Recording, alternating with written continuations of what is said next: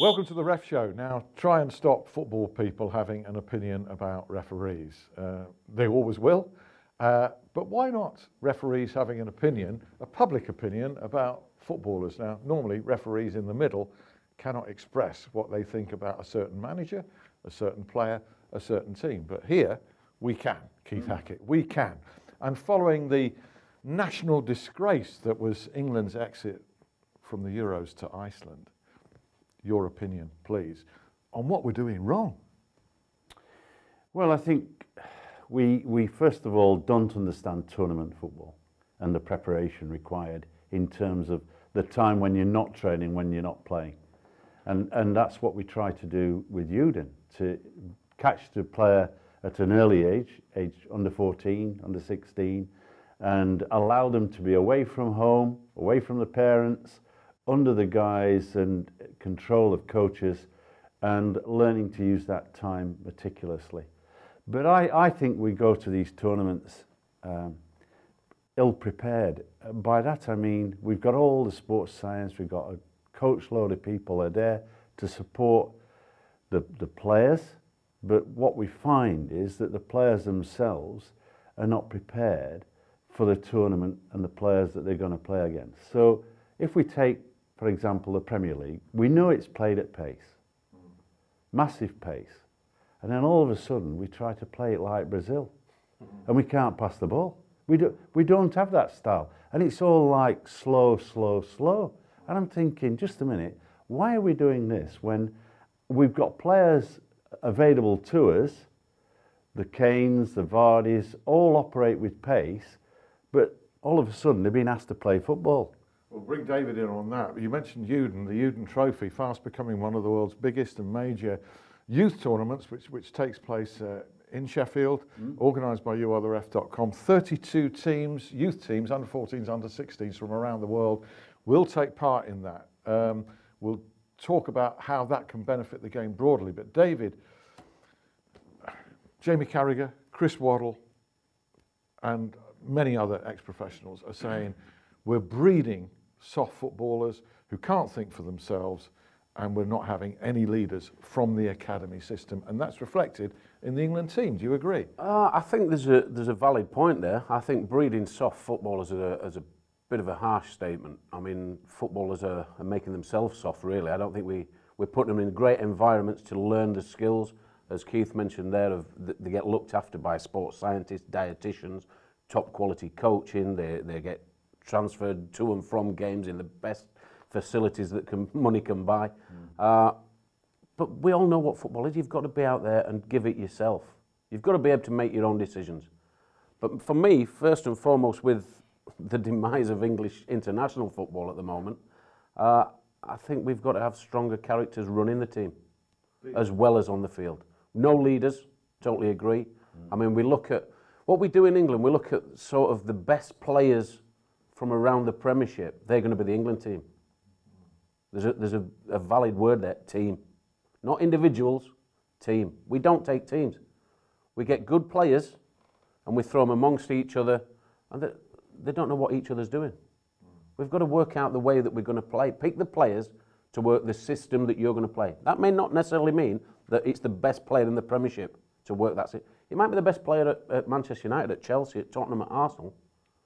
But is he in the team that you're picking? How do you account for these players play under Premier League pressure week in and week out and completely cave in mentally against Iceland? I think it's a strange one, really. I mean, I know Roy mentioned it on his interview after when he resigned. Of sometimes players don't turn up. We've all had bad days at the office. You don't expect 12, 13, 14 players to do that in one game. In the case of your team, Sheffield Wednesday, you had a bad day at the office at Wembley against a team that was started the season anyway as one of the favourites for promotion. So it's disappointing. England have a bad day at the office against a country with a population of 330,000. I think 20,000 registered footballers, male and female. So not a great deal to choose from. That's unacceptable. It's well, it is, and the players have got to take that on the chin. As Roy's done, he's resigned. I don't know whether that's the right thing at that moment in time when he did it. I think, like I say, we need a leader. We need somebody who's going to be positive out there. Is the academy system breeding leaders in terms of the character of people, not necessarily footballers? Is it breeding that out of the game, Keith? Yes, I think it is. I mean, I can remember the days when you had the strong captains on the field of play who would in fact be the communicator, often to come and give me a bit of an earful, but they also would give their own team an earful, or they would actually encourage at the right time if someone was having a bit of an indifferent match. You know, I think when we look at the teams that are at these tournaments, invariably they've grown up together. You know, there's a consistency. I mean, there's almost like the manager's suddenly saying, well, I don't know what team to pick, or I go, just a minute, we're coming to a tournament and we're selecting players who've not played consistently over a period of time. Yeah. I mean, I can remember refereeing Brazil in the early 80s, out in Mexico, youth tournament, early 80s, and then refereeing that same Brazilian team at the Olympic Games in 88.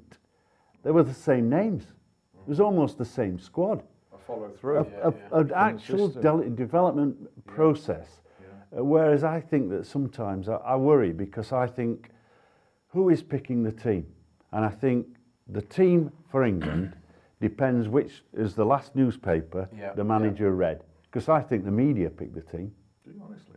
I do honestly. I think they look at the journalists, and the journalists are speculating who's in the team, and I think the England structure respond. We need a strong enough manager, a big enough character to ignore all that and do what he wants. Well, I mean, this is what I say. Yeah, I mean, if you take somebody like they rejected in the past, they rejected Clough for all sorts of reasons. They rejected him. You then look at Harry Redknapp. They reject him, whether he'd been the right choice or not. And around the fringes, you got Allardyce. They're all strong people. They're all people who would say to the FA guys, look, you go and watch the match, I'm responsible for the team, and they'll not have all these PR people around them. There's a myriad of experts at the FA who've never played the game, never refereed it, and I just shudder about it. And I look at now... Why are we surprised to hear that? Well, I mean, look... of experts, well, one of the guys who's going to be picking the next England manager comes out and says he's not a football expert. This is Martin Glenn, the FA Chief Executive. I mean, it's a nonsense. Yeah. The natural thing is, I think to end it all, I think we've now got to say, look, let's go overseas, because that's where the Premier League have gone. The Premier League is made up of overseas managers, so let's find an overseas manager that can do the job. For me, speculation around Wenger, I think Wenger would be a good choice, because he would, I'm sure, put in a structure that develops the progression over the next 10 years, 12 years. I think it's a fair point. I mean, after the game, I said that. You know, I heard about the whispers of who would be next, and I thought, well, Wenger, yeah, he's positive. Nobody messes with him. He knows what he wants to do. Deals with situations. He's arrogant enough to take the job and the pressures that go with it. Well, I think you have to be. Yeah. But it's become a job with it's getting less and less pressure now. Because we actually judge the England team by failure. We're talking about trying to get to the quarterfinals as success. That's not success in my book. Yeah, I mean, look, Alan, I've been to Iceland. I've been on several occasions, and I've watched their team develop. And those players walk on the streets when they're in Iceland and chat to everybody.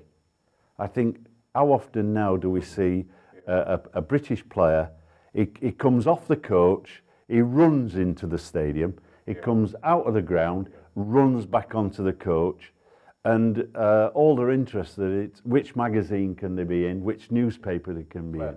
And I think they're pop stars. They've lost contact. They've lost contact. Whereas Iceland do have a connection with their supporters, and more than that, to take David's point from earlier, they are a team, aren't they, on the field? It is. Well done to them. We've got players, as Keith rightly says, you know, you're taking your likes of Wiltshire, Sturridge, Dyer, Ali. No experience. No. We could talk about this forever, but that's the end of Ref Show Part 1 for this week. But stay tuned for Part 2, because really exciting developments in the Uden Trophy taking place in Sheffield shortly. And it really is so significant and has a vital bearing on the subjects we've just been talking about and the lack of preparation of players and the England team. Join us after the break.